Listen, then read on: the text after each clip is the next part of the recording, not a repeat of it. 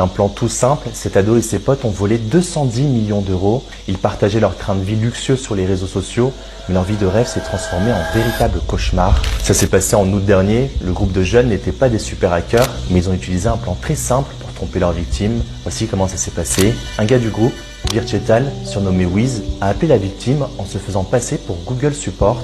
Il a dit que ses comptes Gmail et iCloud avaient été piratés. Paniqué, la victime a donné des infos importantes. Puis un autre du groupe, Jandial Serrano, alias Box, a appelé en disant qu'il travaillait pour la plateforme Gemini. Il s'agit de la plateforme où la victime avait ses bitcoins. Il a fait croire à un gros problème de sécurité. Sous pression, la victime a réinitialisé ses comptes, mais ça a donné aux voleurs accès à tous ses bitcoins. Le dernier coup, ils ont demandé à la victime d'installer un logiciel d'accès à distance, AnyDesk. Avec ça, ils ont tout vu sur l'écran de la victime, y compris les codes de son portefeuille Bitcoin. En quelques clics, 210 millions d'euros se sont envolés. Ils célèbrent leur vol après le braquage. Le groupe s'est filmé en train de fêter leur succès, mais ils n'ont pas gardé l'argent tel quel. Ils ont utilisé une technique pour blanchir les bitcoins. Ils ont divisé l'argent en petits montants, utilisé plein de plateformes d'échange et transformé les bitcoins en d'autres crypto-monnaies. Au final, l'argent semblait être propre et impossible à tracer. Pendant que certains membres restaient discrets, Malone Lam, un des voleurs, a fait tout l'inverse. Il a commencé à dépenser comme un fou.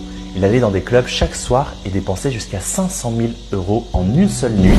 Il a acheté des voitures de luxe comme des Lamborghini, Ferrari et même une voiture rose qu'il a offerte à son ex, qu'il a d'ailleurs quand même rejeté. Il a acheté également ce sac qui vaut 27 000 $ à cette jeune femme, mais elle n'a pas du tout aimé le modèle.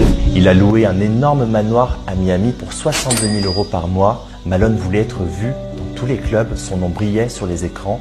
Il offrait des boissons à tout le monde et donnait des pourboires incroyables, mais cette vie de luxe l'a mis sous les projecteurs.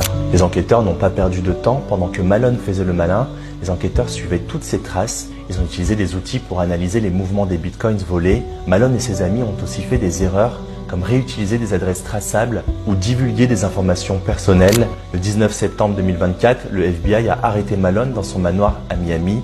Tout ce luxe qu'il avait accumulé n'a servi à rien. Les autorités ont confisqué ses voitures, ses bijoux et même sa maison. Il a tout dépensé pour être une star. Au final, c'est la star des faits divers. GG.